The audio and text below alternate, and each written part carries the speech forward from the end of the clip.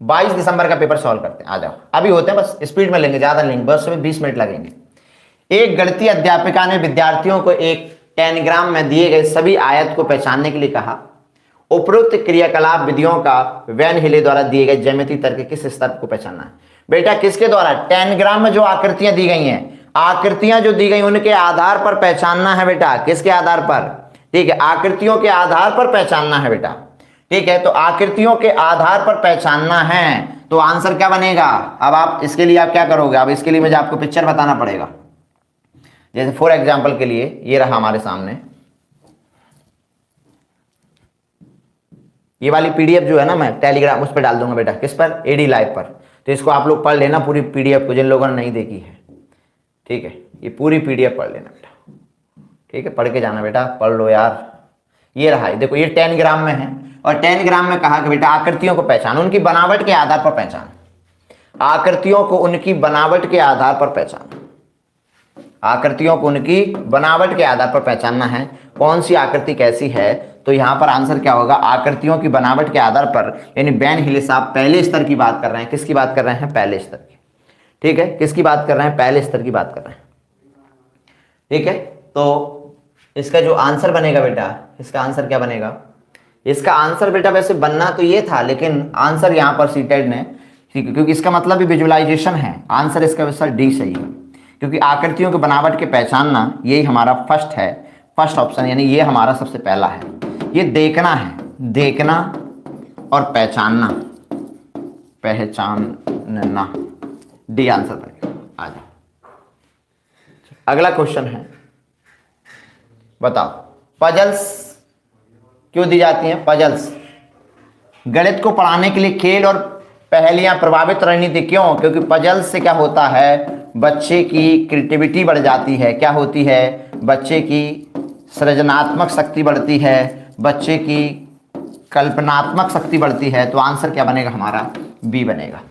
Puzzles क्यों होती हैं? कल्पना शक्ति को बढ़ाने के लिए। ये रहा बेटा तीसरा क्वेश्चन।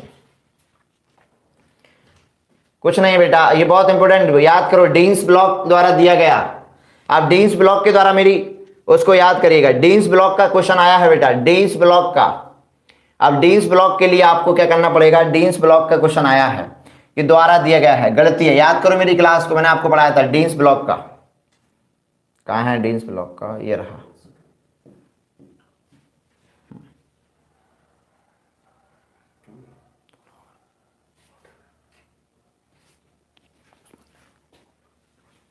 उसमें डाल के दिखाओ। हाँ, डीन्स ब्लॉक के द्वारा, हाँ डीन्स ब्लॉक का मैं आपको बता देता हूं बेटा, मैंने डीन्स ब्लॉक का भी आपको पढ़ाया था। डीन्स ब्लॉक कहाँ है? मैं आपको डीन्स ब्लॉक का बता देता हूं। चलो बेटा वही याद रखना है। डीन्स ब्लॉक आजा भाई, आजा, सबसे लास्ट में है। ये तो एरर एनालिसिस है, ये रीग्रुपिंग है, ये होगा डी से नीचे डीन्स ब्लॉक। नहीं, ये डीन्स ब्लॉक कहाँ चला गया? एक मिनट में आपको बता देता हूं बेटा। डीन्स ब्लॉक का था, मैंने लिया था डीन्स ब्लॉक का, उसके स्टेप मैंने आपको लिए थे डीन्स ब्लॉक के, पेज लिया था डीन्स ब्लॉक। कहाँ गया?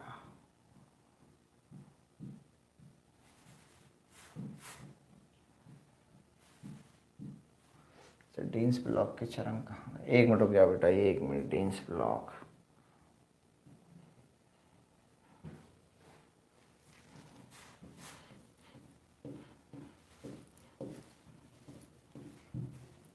चलिए नहीं है तो इसमें 3 चरण ही दिए गए हैं, तीनों को बता देता हूँ। एक बार हमने डीन्स ब्लॉक लगाया था आपके लिए, डीन्स ब्लॉक मैंने पढ़ाया भी है आपको डीन्स ब्लॉक का।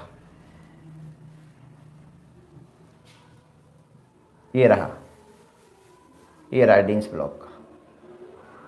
चलिए, चला गया ना पहले बेटा, इसलिए बताया मैंने ये ताकि आपको याद हो जाए। देखो क्वेश्चन आया है, चलो डीन्स ब्लॉक का है, इधर देखो। एडी लाइव पर मिलेगी बेटा पीडीएफ, एडी लाइव पर मिलेगी, एडी लाइव पर ही मिलेगी पीडीएफ, एडी लाइव। इधर देखो, तो डीन्स ब्लॉक ने कितने दिए बेटा? 4 चरण बताए हैं, यानी कि ठीक है, लर्निंग, मैथमेटिक लर्निंग के बेटा 4 स्टेप बताए हैं। कौन सा है? डायनेमिक प्रिंसिपल, परसेप्चुअल, ठीक है, परसेप्चुअल, वेरिएबिलिटी, ठीक है, और मैथमेटिकल और कंस्ट्रक्टिव, ठीक है। तो याद रखोगे DPMC, ट्रिक बना लो, DPMC, ठीक है। D four dynamic, P four perceptual, M four mathematic और C फोर, ठीक है, कंस्ट्रक्टिव। समझ में आ गया। लेकिन आपके एग्जाम में 3 ही पूछे गए थे बेटा, यहां से क्रम लगाने के लिए पूछा गया था। आपके एग्जाम में 3 ही पूछे गए थे, 3 ही पूछे गए थे, यानी यहां से क्रम से लगाना था। हिंदी में मैं आपकी बता देता हूं बेटा, इन तीनों की हिंदी क्या होती है। इसे कहा जाता है परिगत्यात्मक सिद्धांत, इसे गत्यात्मक कहते हैं, इसे प्रत्यक्ष ज्ञानात्मक कहा जाता है, इसे गणितीय परिवर्तक कहते हैं, गणितीय परिवर्तिता कहा जाता है, और इसे बेटा रचनात्मक कहते हैं। रचनात्मक, देखो प्रत्यक्ष, गणितीय परिवर्तिता और रचनात्मक, ठीक है। याद हो गए। पहले कमेंट्स में लिखो, तब मैं मानूंगा। तुम लोग कमेंट्स में नहीं लिखोगे, मैं नहीं मानूंगा कि आप लोगों को याद हो। चारों लिखो इंग्लिश में बेटा, दोबारा गलती नहीं करनी है। वहां गया तो तुम लोग कैसे कर पाओगे फिर लोग, बोलो जल्दी से। नीचे कर दे थोड़ा सा, दिखाई तो दे रहा है बेटा सभी को, ठीक है। चलिए हाँ बोलो। D4 डायनेमिक प्रिंसिपल, बोलो बेटा, बोलो वहीं बोलो जहां बैठे हैं, जिसके साथ बैठे हैं, ठीक है। जहां हो तुम वहीं से बोलो, आ जाओ। याद रहेगा, स्क्रीनशॉट ले लो बेटा, स्क्रीनशॉट ले लो, हमारा भी ले लो साथ में, ठीक है। फोटो साथ में आ जाए बिल्कुल। हाँ ये रहा। अब बताओ बेटा कौन सा सही होगा। क्रम से लगाना है बेटा, ठीक है, क्रम से लगाना है। चलो क्या आएगा, पहला क्या था बताओ, चारों देखो, DPMC। D फोर डायनेमिक, तो डायनेमिक तो नहीं है। परसेप्चुअल मतलब होता है प्रत्यक्षात्मक, प्रत्यक्षात्मक मिल गया पहला, ठीक है। गणितीय मिल गया बेटा, ये देखो DPMC, DPMC में D मिल गया। D तो दिया नहीं है इसमें, D तो है ही नहीं किसी में। P से दिया है बेटा, कहां से दिया है, परसेप्चुअल दिया है बेटा, परसेप्चुअल, परसेप्चुअल दिया है, ठीक है। M मतलब गणितीय, ठीक है, वेरिएबिलिटी दी है, और रचनात्मक दिया है। बी ऑप्शन सही है। कर लोगे ना बेटा, बहुत बढ़िया, वेरी नाइस। आगे बढ़े। कुछ लोग कहते होंगे सर आप सोने नहीं देते हमको, संडे को भी नहीं देते। बहुत से लोगों की शिकायत है कि सर आप तो हमेशा रात दिन पढ़ाते ही रहते हैं। क्या करें बेटा, पढ़ लो यार, जीवन में कुछ कर ही लोगे। चलो फोर्थ क्वेश्चन है कि इस्माइल एक प्राथमिक अध्यापक है, ठीक है, और अपने छात्रों को पूर्व ज्ञान को सिखाने के लिए सर्वप्रथम सदैव कुछ क्रियाकलाप करती है, और छात्रों के प्रदर्शन के द्वारा वह निश्चित करते हैं कि अगली अवधारणा की ओर बढ़ाता है। ये पिछली अवधारणाओं को दोहराना है, उससे समाहित करने के बाद ही अगली कक्षा की ओर अग्रसर होता है। एक शिक्षक के नाते इस्माइल क्या है बताओ। एक रेखीय मूल्यांकन के नमूने का पालन कर रहा है? नहीं बेटा, रेखीय नहीं कर रहा है। वो क्या कर रहा है, वो ज्ञान का निर्माण कर रहा है, जिसमें योजना, एक विषय को पढ़ाना, पढ़ाए गए वृत्तांत का मूल्यांकन करना, अत्यधिक समय नष्ट कर रहा है।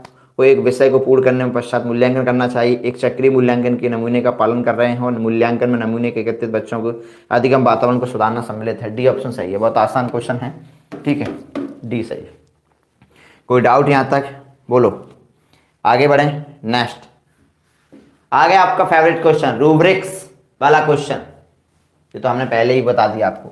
अनीस अपने छात्रों को विभिन्न ज्यामितीय आकृतियों को वर्गीकृत करने के लिए एक समूह परियोजना दी गई। इस परियोजना विद्यार्थी के प्रदर्शन का आकलन करने के लिए, मैंने कहा कि हम रूब्रिक्स का यूज बेटा असेसमेंट के लिए करते हैं।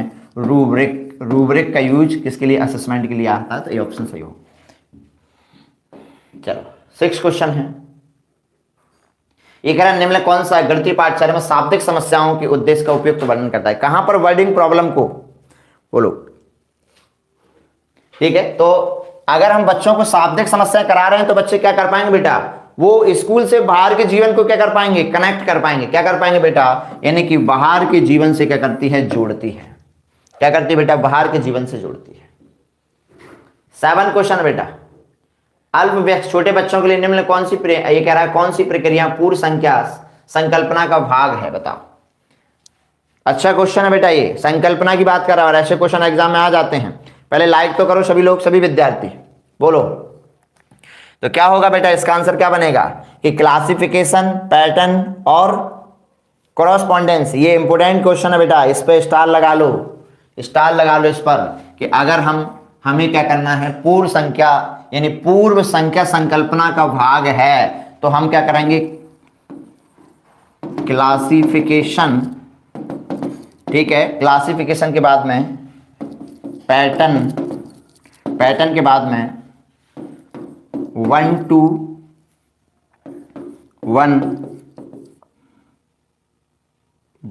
1 क्रॉस पॉन्डेंस, हिंदी में कहेंगे वर्गीकरण, प्रतिमान बनाना और एक एक की संगीतीकरण करना। याद रख लो इसको, नोट लगा के, कि दोबारा आए तो आंसर हमको यही मानना है, यही करना है, ये याद रखो बेटा, इसका पैटर्न याद रखो। क्या करोगे आप, ठीक है, सीपीसी याद रखो, सीपीसी, ठीक है, क्लासिफिकेशन, पैटर्न और क्रॉसपॉन्डेंस, ये याद रखो, 1 to 1 क्रॉसपॉन्डेंस। चलो नेक्स्ट पे चलते हैं, ये रहा 8वां क्वेश्चन। कह रहा है निम्नलिखित में कौन सी प्राथमिक स्तर पर गणित की पाठ्य पुस्तकों की विशेषता नहीं है। बेटा गणित की पाठ्य पुस्तकों की विशेषता नहीं है, गणित की पाठ्य पुस्तकों की विशेषता नहीं है। अवधारणा उच्च कक्षाओं से संबंधित होना चाहिए, अवधारणा का प्रस्तुत पदानुक्रम होना चाहिए, बिल्कुल अवधारणा का जटिल से सरल नहीं होना चाहिए बेटा, जटिल से सरल नहीं होना चाहिए, तो क्या हो, सरल से जटिल हो, सरल से क्या हो, जटिल हो, ठीक है, बस यही। आ जाओ, ये रहा 9 क्वेश्चन। हस्त कौशल सामग्री मतलब हाथ से करने वाली सामग्री का प्रयोग प्राथमिक स्तर पर गणित के शिक्षण अधिगम का अभिन्न भाग है, क्यों है, मतलब हम लर्निंग बाय डूइंग का जो बच्चों को कराते हैं हाथ से स्वयं करने को, वो गणित की गणित की पाठचर्या का भाग क्यों है, ये आपको बताना है। आप जानते हैं कि जब बच्चे स्वयं किसी चीज को करेंगे बेटा, जब बच्चे स्वयं किसी चीज को करेंगे तो क्या होगा, अवधारणा या समझ उनकी अच्छे से होगी कि नहीं होगी। तो ये कह रहा है कि प्राथमिक पाठचर्या में अन्य विषयों के साथ संबंध बनाने में, निरीक्षण करने में, ठीक है, श्यामपट पर हल करने में, गलत है बेटा, क्या बनेगा, सी बनेगा, हटाओ। बहुत आसान क्वेश्चन, अब तो दिमाग में बेटा बस गए होंगे क्वेश्चन, आपके बस गए होंगे ना। ये रहा बेटा 10 क्वेश्चन, बताओ 10 क्वेश्चन है बेटा। ये कह रहा है कि ये गलत है बेटा, यहां थोड़ा एक मिसप्रिंट हो गया, इसको हटा देते हैं। कक्षा 2 के छात्रों ने जमा के प्रश्न का उत्तर +38 निम्न तरीके से दिया। थोड़ा सा मेरे को लग रहा है इसे व्यवस्थित नहीं किया, थोड़ा सा कहीं मिस्टेक हो गई, कहीं ना कहीं गलती कर दी उसने, थोड़ा सा इसको व्यवस्थित करना था। चलो मैं देख देता हूं।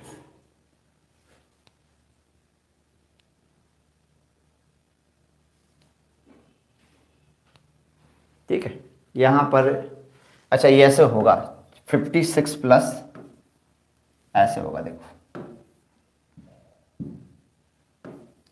56 38,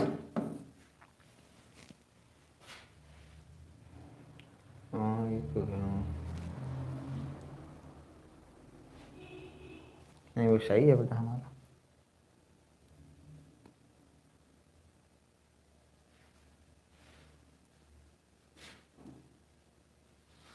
चलो थोड़ा सा बेटा कहीं इसमें हाँ गलती क्या है इसमें, ये सही है, यहाँ पर 56 है, लेकिन क्वेश्चन में थोड़ी सी मिस्टेक लग रही है, ठीक है, इसको हटा देते हैं अभी, ठीक है। तो अगर यहाँ पर बच्चा अगर जोड़ नहीं कर पा रहा है, मान लो कि अगर क्वेश्चन ऐसे जोड़ नहीं कर पा रहा है, मान लो इसने ऐसे लिख दिया कि 6 8 और 6 कितने हैं, ठीक है 14 हैं, ठीक है 14 लिख दिया और इसको उसने 8 लिख दिया, ऐसे अगर उसने लिख दिया तो फिर उसको क्या है बेटा, रीग्रुपिंग है, यानी कि वो पुनर्समूहीकरण नहीं कर पा रहा है, एडिशन विथ रीग्रुपिंग। अगर वो हासिल नहीं कर पाता है तो एडिशन विथ रीग्रुपिंग कहा जाता है, जो मैंने आपको पढ़ाया है, ठीक है। आंसर क्या बनेगा बेटा हमारा, सी बनेगा। चलो हाँ 11 क्वेश्चन है,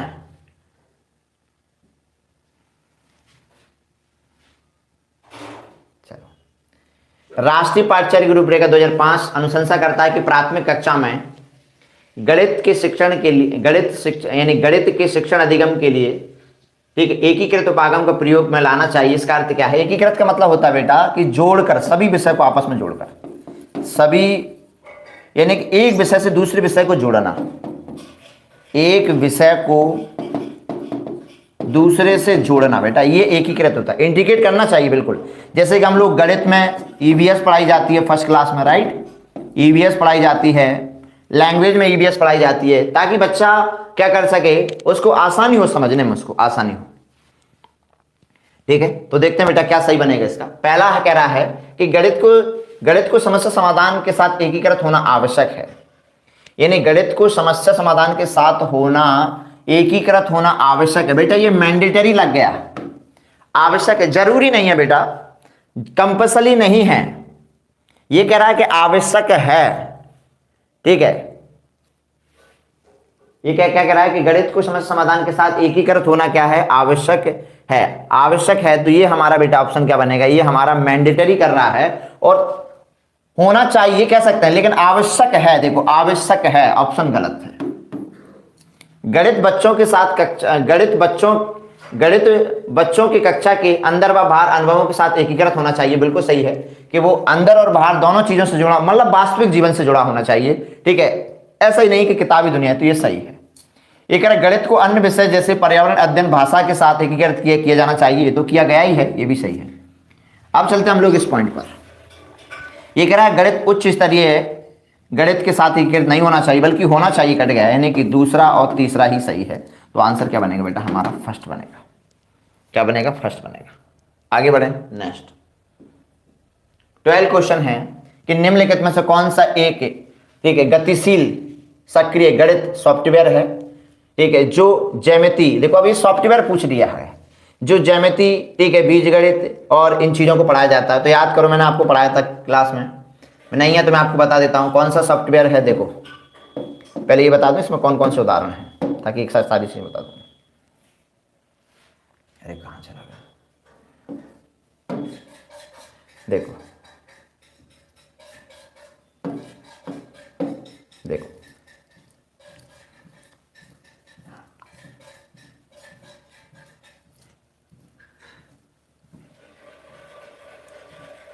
आ जा भाई आ जा, ये रहा, देखो देखिएगा, जियोजेब्रा एक सॉफ्टवेयर है। अरे यार हद कर दी।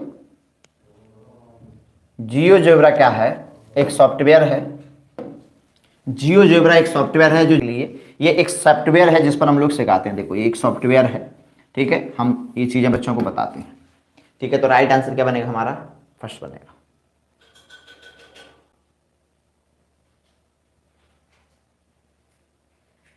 चलो, तो राइट आंसर क्या बनेगा बेटा इसका? फर्स्ट बनेगा। फर्स्ट आंसर बनेगा। नेक्स्ट पॉइंट पे चलते हैं बेटा। अगला है 13। ये कह रहा है कि कक्षा 1 से 9 तक की संख्याओं को पढ़ाने के लिए निम्नलिखित में कौन सा उपयुक्त क्रियाकलाप है? बताओ। यानी कि सॉरी 1 से 9 तक की संख्याओं को पढ़ाने के लिए, ये कह रहा है 1 से 9 तक की संख्याओं को पढ़ाने के लिए कौन सा क्रियाकलाप जो है वो सही है? बताओ। पहला कह रहा है कि भिन्न भिन्न पदार्थ लेना, एक एक की संगति का प्रयोग करना, बिल्कुल। क्रॉसपॉइंटिंग तो यूज करेंगे, पहला पॉइंट सही है। दी गई संख्या के आधार पर संबंधित पदार्थों को एकत्रित करना, ये भी सही है। मौखिक रूप से 1 से 9 संख्याओं के क्रम को दोहराना जब तक कि छात्र स्मरण नहीं कर लेते हैं, नेगेटिव है बेटा, नेगेटिव है, काट दो इसको। क्या सही होगा? पहला और दूसरा बेटा, फर्स्ट ऑप्शन हमारा सही हो जाएगा। चलिए 14 क्वेश्चन है बेटा। अब 14 क्वेश्चन को आप समझिएगा, फिर इसके आंसर पहुंचिएगा। चलो, तो ये बेटा क्वेश्चन अगर आप इसको पढ़ोगे तो यहां पर एक क्या किया गया है कि एक कक्षा परीक्षा में दिए गए प्रश्न 200 में से बेटा कितना, यानी 200 का कितना बेटा 23% निकालना है। ठीक है, छात्र ने सॉल्यूशन इस प्रकार कर दिया बेटा। छात्र ने क्या कर दिया? सॉल्यूशन ऐसे कर दिया। छात्र ने क्या कर दिया बेटा? सॉल्यूशन ऐसे कर दिया। ठीक है, यानी कि 200 का 23% ज्ञात करना था। छात्र ने कैसे किया है बेटा? ऐसे किया है। ठीक है, ये छात्र ने इसका सॉल्यूशन किया, निकाला इसने। ठीक है, ए छात्र ने ये किया और बी छात्र ने ऐसे किया। देखो छात्र ए ने ऐसे किया, बी ने ऐसे कर दिया, ठीक है। यहां पर क्या करना चाहिए बताओ, यानी उसने ऐसे कर लिया, ठीक है, कि उसने क्या कर लिया कि क्या कर लिया, देखो इसने क्या कर लिया कि 200 की जगह इसने कहा कि सिंपल तरीके 100 का निकाल लो ना, 100 का 23% निकाला इसने, 100 का 23% निकाल लिया, राइट, 23 आ गया, कितना आ गया, 23 आ गया, ठीक है। और फिर 100 का निकालना मतलब ऐसे करके इसने निकाल लिया, या सॉरी 20-20 का, सॉरी ऐसे निकाला इसने, 23 की जगह इसने 20-20 करके निकाल लिया, 100 का 20 निकाला, ठीक है, फिर 100 का 20 निकाला, ठीक है, फिर क्या कर लिया, फिर 100 पर 3 निकाल लिया, फिर 100 पर क्या निकाल लिया, 3 निकाल लिया, ये इसने कर लिया, ठीक है। लेकिन इसने क्या कर लिया, इसने डायरेक्टली 200 का निकाल दिया, 200 का 23 निकाल लिया। क्या इस बच्चे के को हम गलत मानेंगे, क्या गलत मानेंगे? नहीं, इसका भी सही है और इसका भी सही है, दोनों की मेथड सही है ना निकालने की, कि इसने क्या कर लिया 100 का अलग अलग करके निकाल दिया, तो दोनों का सही है, बस हमें उसी आधार पर आंसर देना है। तो आंसर क्या बनेगा, यहां पर क्या बनेगा हमारा, बोलो क्या बनेगा? देखो कह रहा है ए को शून्य अंक देना, ये तो गलत है, अध्यापक को पूरे अंक देना चाहिए, बिल्कुल सही है, ये हमारे लिए बी हमारे लिए सबसे बेस्ट बनेगा। चलो आज का लास्ट क्वेश्चन है बेटा, ये लास्ट क्वेश्चन, ठीक है। देखो हाल ही हो गए हमारे, आप कह रहे हैं कि सर नहीं होंगे। चलो आज का लास्ट क्वेश्चन है, जल्दी से सभी लोग जितने लोग जुड़े हैं बोलो। अवधारणा समरूपता का परिचय देने के लिए सुश्री कमला ने अपने छात्रों को अलग अलग अनुभव उपलब्ध कराए, जैसे कि भिन्न भिन्न आकार के प्रतिमान, कंप्यूटर आकृतियां, चित्रों का परीक्षण, समूह में विचार विमर्श इत्यादि। सुश्री कमला का आशय है अधिगमकर्ता को बहु अनुभव उपलब्ध कराना। क्या होगा बेटा, जब हम बच्चों को ढेर सारे अनुभव देंगे, अलग अलग प्रकार के अनुभव देंगे, तो हर बच्चा अलग प्रकार का होता है, ठीक है, और वो अलग प्रकार से सीखता है, ठीक है। तो क्या होगा कि हम सभी अधिगमकर्ताओं की आवश्यकताओं को ध्यान में रख रहे हैं, प्रबंध कर रहे हैं कि नहीं कर रहे हैं, वो लोग कर रहे हैं, तो आंसर क्या बनेगा हमारा, डी बनेगा। तो बेटा आज हमने 45 क्वेश्चन डिस्कस किए, ठीक है, 45 क्वेश्चन लगभग हमने 60 मिनट में डिस्कस कर लिए, राइट, नहीं 120 मिनट में। हाँ अब बेटा आज हमने कहाँ तक कंप्लीट कर लिए हैं, देखो यहाँ तक हमारे कंप्लीट हो गए हैं। अब आपके कौन कौन सी डेट के पेपर बचे हुए हैं, देखो कौन कौन सी डेट के पेपर बचे हैं। तो एक तो बेटा आपके 23 तारीख का पेपर है, 24 का बचा हुआ है, 27 का है, 28 का है, 29 का है, 30 का है, 31 का है। इतने पेपर बेटा मैथ के बचे हैं, पर आपके पूरे कंप्लीट हो जाएगा। 1 2 3 4 5 6 7 7 पेपर, यानी कि 2 क्लासें और होंगी, बस 2 क्लासों बेटा ये कंप्लीट हो जाएगा, ठीक है, 2 क्लासों में कंप्लीट हो जाएगा। इसके बाद हम लोग इन्वायरमेंट शुरू करेंगे बेटा। पहले इन्वायरमेंट की थ्योरी पढ़ाऊंगा मैं, ठीक है, और थ्योरी के बाद में फिर मैं आपको पूरे क्वेश्चन आपको करवा दूंगा, ठीक है, कोई डाउट यहाँ तक? फिर बेटा मुझे आपको सीडीपी के पेपर मुझे करवाने हैं, कुछ सिलेक्टेड पेपर मुझे यानी मुझे कुछ थ्योरी आपको करानी है, सिलेक्टेड थ्योरी मुझे कुछ आपको करानी है, ठीक है, कुछ सिलेक्टेड थ्योरी है। या मैं चाहता हूं अगर आप चाहें तो एक बार हम लोग 5 दिन की एक मैराथन क्लास ले लें, 5 मैराथन क्लास ले लेते हैं, मैराथन 5 मैराथन सीडीपी की 5 मैराथन। 5 मैराथन में क्या होगा कि हम पूरी सीडीपी को कवर कर देते हैं, पूरी थ्योरी को कंप्लीट कर देते हैं, ठीक है, पूरी थ्योरी आपको करा देता हूं, पूरी थ्योरी, ठीक है, जिसमें एनसीएफ कराना है, 2005 एनसीएफ कराना है, जिसमें एनईपी करानी है, 2020 ये करा दूंगा, जिसमें आरटी करा दूंगा, आरटी 2009 करा दूंगा जिसमें, ठीक है, और भी कई सारी चीजें हैं जो मैं कंप्लीट करा दूंगा। चलिए ठीक है, चलिए बहुत बढ़िया। अब बेटा हाँ क्लास बेटा हमारी 8 बजे शुरू हो जाती है, रात्रि 8 बजे, ठीक है, क्लास हमारी रात्रि 8 बजे शुरू होती है। चलेगा? आप लोग लाइक तो किया नहीं आप सभी लोगों ने, वीडियो को बेटा सभी लोग लाइक करो, शेयर करो सभी लोग, और आप लोगों से थोड़ी निवेदन है बेटा सभी लोगों को जोड़ने का प्रयास करें, ठीक है, जब तक आप सभी लोगों को जोड़ेंगे नहीं तब तक काम नहीं चलेगा। अब देखो ये जो मैथ वाली पीडीएफ है बेटा, ये वाली जो मैथ वाली पीडीएफ है ना ये, ठीक है, ये वाली जो पीडीएफ है बेटा ये मैं आपको उस पर डाल देता हूँ एडी लाइव पर, ठीक है, ताकि आप लोग वहाँ से इसको पढ़ लेना, राइट। तो ये वाली जो पीडीएफ है, ठीक है, ये मैं उसी पर उस पर पूरा अपलोड कर देता हूँ, ठीक है, तो आप लोग वहाँ से देख लेना। हाँ, और जो ईवीएस के फैक्ट वाली क्लास चल रही है वो भी बेटा उसी पे अपलोड करवा देता हूँ उसको भी, ठीक है, उसी पे अपलोड कर देते हैं। तो एप्लीकेशन है बेटा एडी लाइव आप टाइप करोगे एडी लाइव, ठीक है। चलो कोई डाउट यहाँ तक? तो कैसी रही क्लास? अब तो 2 घंटे हो गए बिल्कुल बोलते हुए, और कल और परसों 2 दिन की क्लास और है, इसके बाद मैथ खत्म पूरा खल्लास। ठीक है। हाँ हाँ, जूनियर के पेपर में सीडीपी कराऊंगा फिर। अभी तो बहुत, अभी अपने पास 10-15 दिन है, 15 दिन तो मान के चलो, 15 दिन है, 15 दिन में हम लोग कर लेंगे। चलो क्लास बताते थे 8 बजे। एक बार बेटा, एक बार हमने देख लिया आपका मैसेज। बेटा टीचर हैं, भगवान तो है नहीं, अब एक समय पर एक ही चीज़ें होंगी। हमने पढ़ लिया भाई आपका। ठीक है, चलिए। तो क्लास बेटा कितने बजे होती है? क्लास आपकी 8 बजे शुरू हो जाती है, रात 8 बजे से। ठीक है, चलिए। रात 8 बजे शुरू होती है और 12 बजे तक चल जाती है क्लास। चलिए, ठीक है। कोई डाउट? और शेयर करो भाई सभी लोग, ज़्यादा से ज़्यादा लोगों को। नहीं करोगे तो कैसे काम चलेगा? लाइक किया सभी लोगों ने? हाँ, अब बताओ आपकी समस्याएं। चलिए, हाँ बोलो। करें स्टॉप क्लास को? कोई डाउट यहाँ तक बेटा? चलिए, तो स्टॉप करते हैं, मिलते हैं, गुड नाइट, बाय, फिर दोबारा इसी एडी एकेडमी के ऑनलाइन प्लेटफॉर्म पर। आज के लिए इतना ही, धन्यवाद। चलो, चलिए क्लास स्टॉप करते हैं।